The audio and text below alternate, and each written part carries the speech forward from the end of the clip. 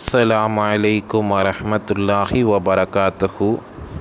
அல்ஹம்துலில்லா, அல்லாஹ்வுடைய கிருபையால் மீசானில் ஃபஸ்ட்டு பாடம் பார்த்து முடிச்சிட்டோம். அத்தர்சுல் அவ்வல்னா முதலாவது பாடம் என்ன படுத்தோம்? அல் மாதி, கடந்த காலம் பார்த்தாச்சு. இப்போ ரெண்டாவது பாடம் பார்க்க போகிறோம். அத்தர்சு சானினா இரண்டாவது பாடம் என்னம்மா? அல் முஸ்தக்பிலுடைய பாடங்களை நம்ம பார்க்க போகிறோம். இதாயிரத்தை நீ நாடினால் அன்தஜஅலல் மாலியை நீ ஆக்குவதற்கு நாடினால், என்னவாக்குவதற்கு? முஸ்தக்பிலாக நீ ஆக்குவதற்கு நாடினால் ஃபஸித், தாலுக்கு சுக்குன் வரும், நீ அதிகப்படுத்துவாயாக. ஃபி அவ்வலில் மாலியான ஃபேல் இருக்குதுல்ல, அதனுடைய ஆரம்பத்திலே நீ அதிகப்படுத்துவாயாக.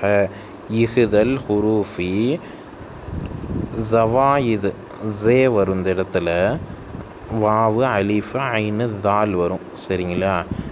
இப்படி தான் நாம் இது பண்ணுறப்ப டைப்பிங் மிஸ்டேக் ஆகிடுது. சரிங்களா? ஜவாயிதில் அர்பஅத்தி, அதாவது 4 அதிகப்படியான எழுத்துக்களில் ஒன்றை மாலியான ஆரம்பத்திலே நீ அதிகப்படுத்துவாயாக. அது என்னங்க 4 அதிகப்படியான எழுத்துக்கள்?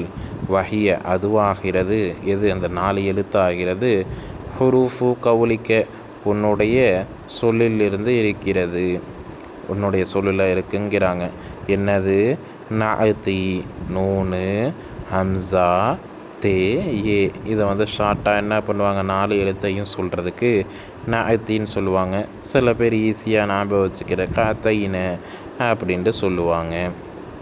நஅத்தினா ஐ, அதாவது அந்நூனு நூனாக இருக்கும், வல் ஹம்சத்து ஹம்சாவாக இருக்கும், வத்தாவு தாவாக இருக்கும், வல் யாவு இன்னும் யாவாக இருக்கும், வஹுன்னல் அலாமத்து, ஹுன்னன்னா பன்மைக்கு குறிக்கிறது, நம்ம படிச்சிருக்கிறோம்ல. இப்போ ஹுன்னல் அலாமத்து இதுவாகிறது, அலாமத்துனா அடையாளமாக இருக்கும். லில் ஃபிஅலில் முஸ்தக்பிலுடைய ஃபஅல் இருக்குதுல்ல, அதனுடைய அடையாளம் சொல்கிறாங்க. எது? நூனு, ஹம்சா, தே, யா. இதை நஅத்தின்னு சொல்லுவாங்க. சில பேர் அத்தைனன்னு சொல்லுவாங்க. சரிங்களா? இதில் கொஞ்சம் ஸ்பெல்லிங் மிஸ்டேக் இருக்குது. இருந்தாலும் நான் சொல்கிறத நீங்கள் கவனமாக கேட்டிங்கன்னா உங்களுக்கு புரியும். சரி, அடுத்த கீழே என்ன கொடுத்துருக்கோம்? ரைட் சைடில் முஸ்தக்பில் இருக்குது, லெஃப்ட் சைடில் ஹாலிர்ன்னு இருக்குது, நடுவில் முதாரின்னு இருக்குது. ஹாலிர் நம்ம ஏற்கனவே பார்த்துருக்குறோம். சீகா எழுதினப்ப எதிர் உள்ளவங்களை குறிக்கிறது அப்படின்னு சொல்லுவோம். இந்த இடத்துல ஹாலிர் முஸ்தக்பிலுங்கிறப்ப, முஸ்தக்பில்னால் நம்ம ஏற்கனவே பார்த்தாச்சு, வருங்காலத்தை குறிக்கக்கூடியது. ஹாலிர் அப்படிங்கிறது நிகழ்காலத்தை குறிக்கும். ஹாலிர்னா என்னது? அங்கே எதிர் உள்ளவங்களை குறிக்கும். இது இல்லாமல் இது என்னவாகும்? நிகழ்காலத்தை குறிக்கும். இப்போ அரபி மொழியில் காலத்தையே மொத்தமாக தமிழில் 3ஆக பிரிப்பாங்க. கடந்த காலம், நிகழ்காலம், வருங்காலம்ன்ட்டு. அரபி மொழியில் கடந்த காலம் இருக்கும், வருங்காலம் இருக்கும். இந்த வருங்காலத்துக்கு உள்ள வார்த்தைகளையே நிகழ்காலத்துக்கும் பயன்படுத்துவாங்க. இப்போ நிகழ்காலத்துக்கு நம்ம சொல்கிறப்ப எப்படி சொல்லுவோம்? ஹாலிர்ன்னு சொல்லுவோம். வருங்காலத்தை சொல்கிறப்ப முஸ்தக்பில்னு சொல்லுவோம். இப்போ ஹாலிர் முஸ்தக்பிலையும் எப்படி சொல்லலாம்? முலாரின்னு சொல்லலாம். அதாவது நிகழ்காலத்தையும் சொல்லலாம், வருங்காலத்தையும் ஒரே சொல்லில் சொல்லலாம். அப்படின்னா முலாரியா அப்படின்ட்டு நம்ம சொல்லலாம். இந்த பாடத்தில் ஹெட்டிங்கே என்னதாங்க? முஸ்தக்பில் தான். சரிங்களா? அதனால் வருங்காலத்துடைய தமிழ் அர்த்தம் தான் இந்த மீசான் பாடத்தில் வைக்க போகிறோம். இப்போ எப்படி மாலியான ஃபஅல் எத்தனை வகைன்னு பார்த்தோமோ, அதே போல் முஸ்தக்பிலான ஃபஅல் எத்தனை வகைங்கிறத பார்க்க போகிறோம். அல் முஸ்தக்பிலு அர்பஅத்து அன்வா, முஸ்தக்பிலான ஃபஅல் இருக்குல்லங்க, அது 4 வகை. அர்பஅத்துனா 4, அன்வானா வகைகள்னு அர்த்தம். எப்படி மாதியான ஃபஅல் 4 வகையோ, அதே மாதிரி தான் முஸ்தக்பிலான ஃபஅலும் 4 வகை. அல் முஸ்தக்பிலுல் மஅரூஃபுல் முஸ்பத். ஃபஸ்ட்டு பாடம் என்னங்க? முஸ்தக்பிலுல் மஅரூஃபுல் முஸ்பத். அதுக்கப்புறம் முஸ்தக்பிலுல் மஅரூஃபுல் மன்ஃபி. அதுக்கப்புறம் 3வது அல் முஸ்தக்பிலுல் மஜ்ஹூலுல் முஸ்பத். 4வது முஸ்தக்பிலுல் மஜ்ஹூலுல் மன்ஃபி. எப்படி மாதியில் பார்த்தோமோ அதே மாதிரி தான் முஸ்தக்பில்லையும் 4 பாடம். எப்படி மாதியில் 14 சீகாக்கள் இருந்துச்சு, 14 வகைகள் அந்த ஒரு ஃபேல் இருந்துச்சு, அதே மாதிரி வந்து முஸ்தக்பில்லையும் இருக்க போகுது.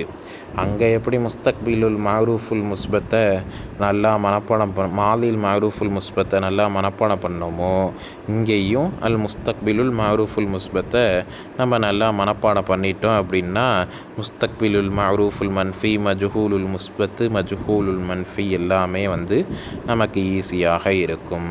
சரிங்களா? நீங்கள் தொடர்ந்து வீடியோ பாருங்கள். வீடியோ பார்த்துட்டு பாடம் புரியுதா புரியலையா அப்படிங்கிறதெல்லாம் வந்து சொல்லுங்கள்.